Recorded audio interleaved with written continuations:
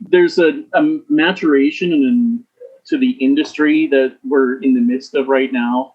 Some of the earlier players are failing or have failed. Sometimes they have strong enough balance sheets. They're trying to buy their way out of their the holes that they've put themselves in.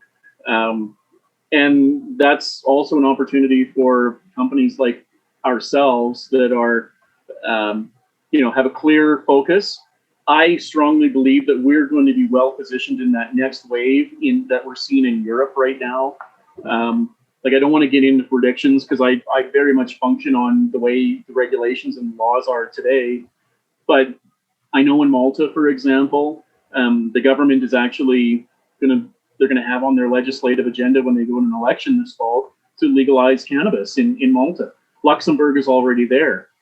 We're seeing in Germany, which is the largest medical market in Europe, that and pricing over there is much higher than it is here partly because of the medical requirements, the stringent regulations.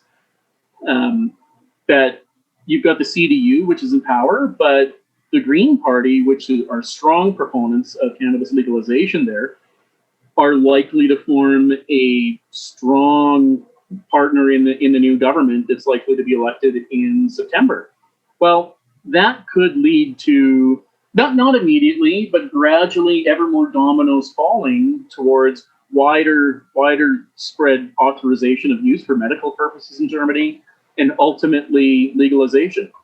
And in France we're seeing trials. Netherlands we're seeing a lot more openness in terms of adult use. People think that isn't it legal in the Netherlands? It's actually not, but it is progressing. The UK is making great strides. Denmark, Spain, Portugal, Italy, of course, Greece.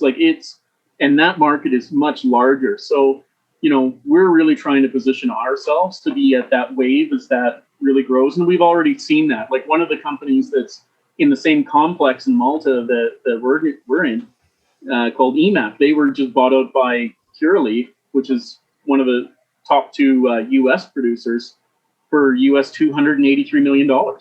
Well, they came from almost nothing about 2 or 3 years ago. And so they've created a lot of value for shareholders. They're primarily CBD focused, but big companies are looking for their stake in Europe. And that's frankly where we're positioning ourselves. And, I'm very confident about what we're doing.